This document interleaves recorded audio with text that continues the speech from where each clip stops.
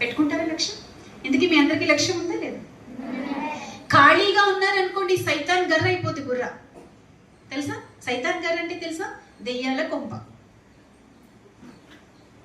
ఖాళీగా ఉండిపోయింది అనుకోండి బిల్డింగ్, అందులో భూతాలు దెయ్యాలు వస్తాయి. అలాగే ఎవరికైతే పని బాధ్యత ఏమీ లేదో వాళ్ళ బుర్ర నిండా సైతాన్లు తిరుగుతూ ఉంటాయి. ఏ తప్పు చేయాలి, ఏం చేయాలి, ఏదో ఒక చెడ్డ పని చేస్తారు, పక్కన వాళ్ళని కూడా పాడు చేస్తారు.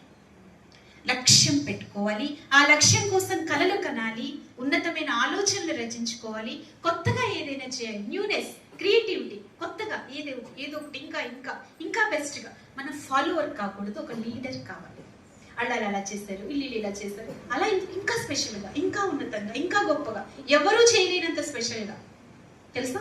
ఒక మన క్రికెటర్స్ని, సినీ హీరోస్ని, వాళ్ళని వీళ్ళని హీరోయిన్స్ని చూస్తాం కదా, వాళ్ళు ఎంత కష్టపడతారో తెలుసా?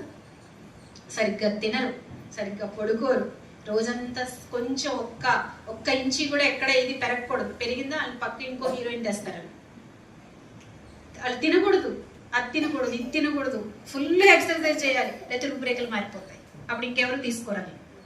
ఎంత కష్టపడితే వాళ్ళు ఒక హీరోయిన్ అవుతారు, ఒక క్రికెటర్ అవుతారు. వాళ్ళు ఎంత ఉదయాన్నే లేసి పరుగులు పెట్టారు, అవన్నీ చేస్తే. కానీ మనం ఏం చేస్తాం? మన ఆరోగ్యం పాడు చేసుకొని, మన కెరియర్ పాడు చేసుకొని, ఇంట్లో అబద్ధాలు చెప్పి, దొంగతనం చేసి, వాళ్ళ కోసం వెనకాల పని, వాళ్ళని ఫాలో అవుతాం.